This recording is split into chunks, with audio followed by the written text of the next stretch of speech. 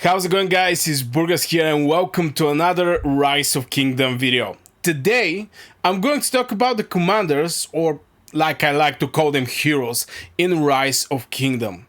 And one of the things in Rise of Kingdom is that a commander can look stronger when is becoming actually worse. You add stars, you unlock skills, you press upgrade, and the account feels like it's progressing. But the dangerous part is that some upgrades do not fix the commander. They trap the commander. Now, let's start from there. Why what I say sounds so wrong. What is supposed to mean? You upgrade, you add stats to your commander, you upgrade skills, you unlock skills, you press upgrades, and yada yada yada, feels so wrong. Most players think commander progression is simple. I mean, you more levels, more stars, more skills, more power. Yeah, I can give you an example, like for example Miyamoto, more stars, more level, the commander become more stronger, the unit capacity get increased, and all these things. But why it feels so wrong? But the commander growth is one of the first systems where the game punishes emotional clicks. Now, what I mean by emotional clicks, this is so far how far you can actually get with one hero. I'm going to show you my Cao Cao. I'm going to go over the skills. As you can see, my Cao Cao is having 18 hits. I can basically put like 3 points. I'm going to explain you later why I'm not doing absolutely nothing right now. Other hero, Miyamoto. Why this hero is sitting like this and I actually start upgrading this spell? Why this one is locked? I mean, you're going to know everything in this video, but why is feeling so wrong? The commander growth is one of the first system, as I said, where the game punishing your emotional click. The scary part is that the mistake can look like a progress. This is the thing, especially for the new players. Even though that I'm starting playing Rise of Kingdom before a couple days, I definitely understand the whole system here and how the things are working because I have years and years playing kingdom building games. Some of the systems here are implemented at other places and other way around. Some things from other places are implemented here. Obviously there's some unique things here also. But for the commanders, this is one of the things that I want to say, that even if you level up your skills of your commanders, it can look like progress, but it may not be. It can be a trap. Now, the false signal that baits actually the players is stars feel like an upgrade. You know, you open the stars, you get the next stars, but in the same time, as you can see, those stars is unlocking skills. You unlock this spell, you unlock this one on 3 stars. On 4 stars, I'm going to unlock the final spell, basically this one, Lofty Ambition, which is a very solid skill, by the way. But anyway, you see the stars is actually unlocking new skills, feels exciting, because even if the moment you unlock the skill, you already get benefits from the skill.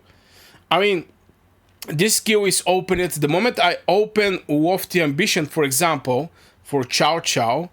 I'm going to immediately get 10% chance to get 500 healing factor and 20% march for 3 seconds. Also rage, like 50 rage giant. The moment I open this spell, I have 10% chance to get 500 healing and 50 rage, which is crazy amount, not gonna lie. And this is actually tempting because people want to open more and more skills. More talent points feel safer. Obviously, when you level up the hero, more talent points is feeling safer. But if the wrong skills receive upgrades, your commander can become permanently inefficient for months. What I mean by that is, I'm going to give you an example with Miyamoto, because here I show you that one of the skills are blocked. I'm going to explain what I'm doing with this hero.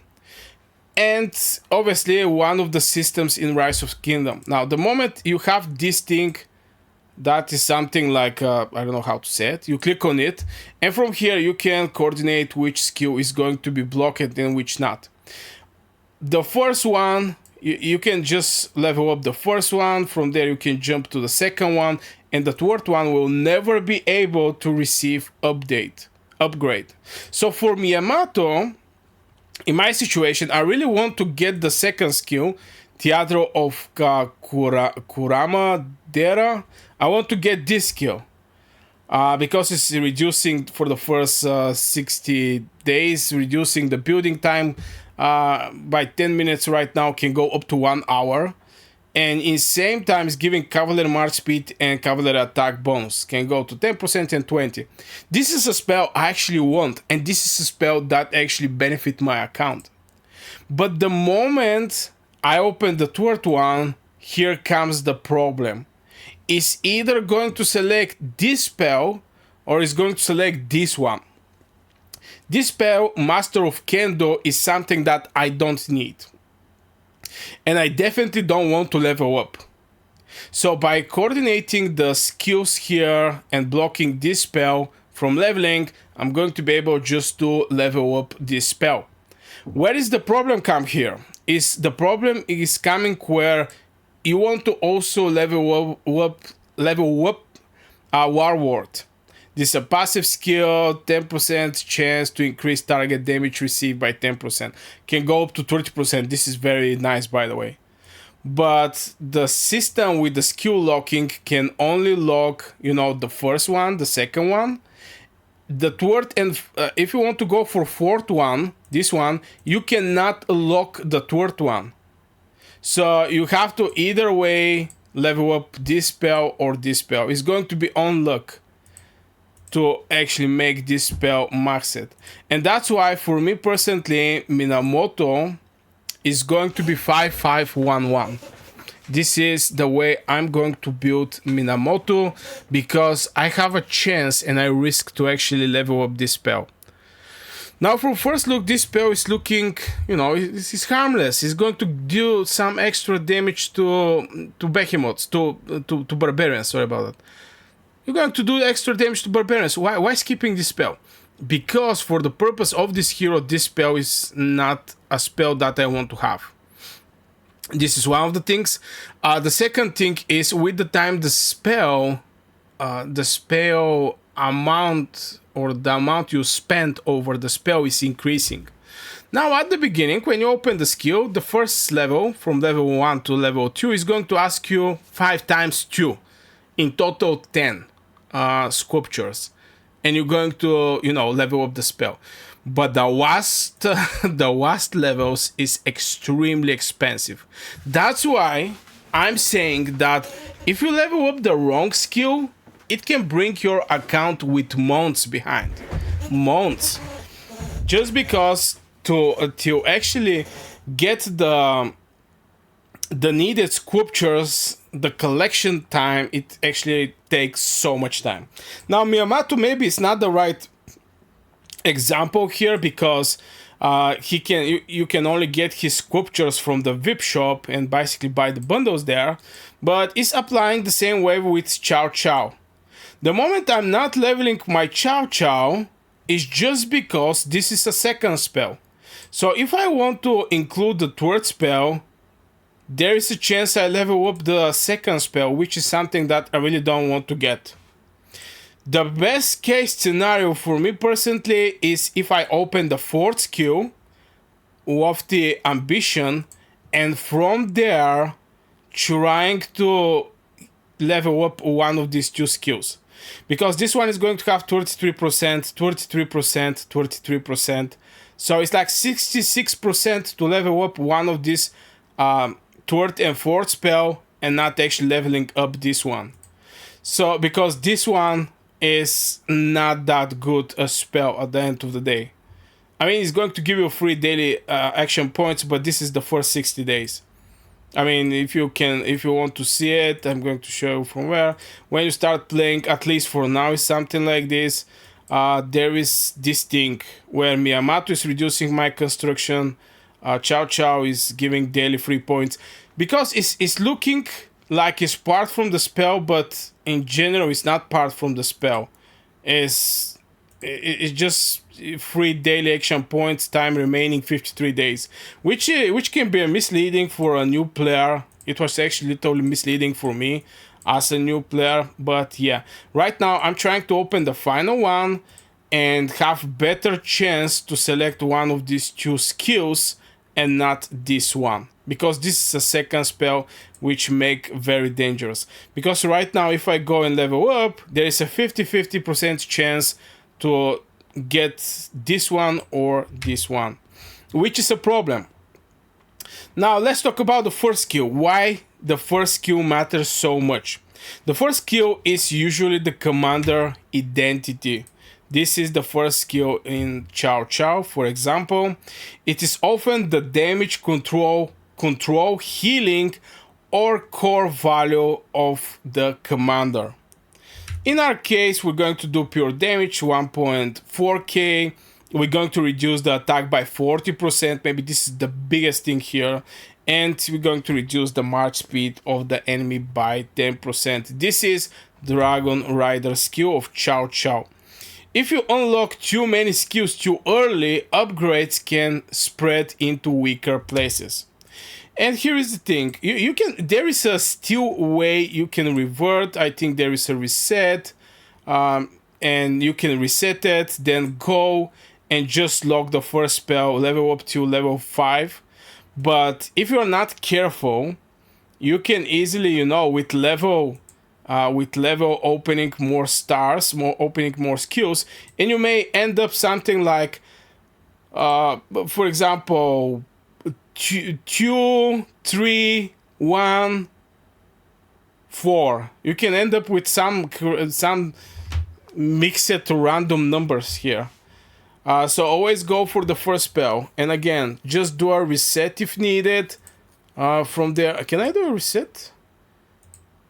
Okay, it's actually going to need one of those things. I don't know how much it costs or how can we get it. And you're going to reset your skill points. From there, just lock the first spell. Now, this is an error that you can actually fix at the end of the day. Now, this is how the skill walk is working. And the misunderstanding here, or at least questions I get, is skill lock gives players more control, but also creates false confidence. Some players think skill walk means the commander is safe, but if you lock the wrong range, you are still gambling with valuable sculptures. And this is what I'm trying to do. I mean, I can lock it. I mean, I can lock for Minamoto, sorry about that. Is lock it like this. But if I do one more opening, is going to add this one in the picture, which is something that we don't want to get. So you have to be careful with those things. And this may be the skill walk misunderstanding. Now, why stars can become a trap? Stars look harmless because they unlock more to the commanders. But unlocking more skills before the core skills is ready can create long-term damage. And this is the only case that this thing can actually happen if you are not actually using skill lock. Is completely fine to have like 2, 1, 1, 1 and open all of the skills, and from there just use your skill lock to, you know, lock some skills at the end of the day. It's easy. So I cannot say it's that big trap, but if you don't know it, it actually become a trap. But this is still isn't the biggest problem. The dangerous part starts when players copy builds without understanding progression order. They see a maxed commander and copy the final setup. This is a very big topic over should you actually copy a whale or should you not actually copy. And mostly if you copy a whale, he's already having everything awakened, so it's no brain. You just basically need all the spells, all these things. And but I still believe this is actually a mistake. People blindly to copy other people's skills. You can clearly see which skill deserve your attention, which one not.